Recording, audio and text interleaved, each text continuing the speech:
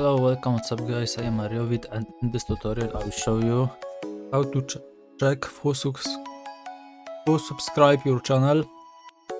I will show you how to do it, so you may leave like and subscribe, share to others, write a comment, and let's go.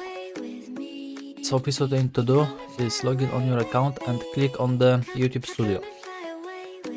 Okay, and now here you have option like, you must go down. Here as you can see, is recent subscribers, and here you may see all who subscribed you.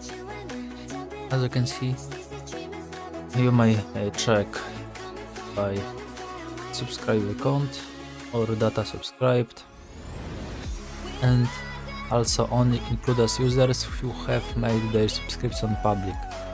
You may check here. Yes. And you can see you might check it. So that's all in this tutorial. So thanks for watching. You may give like and subscribe, share to others, write a comment, bye bye, and see you next time.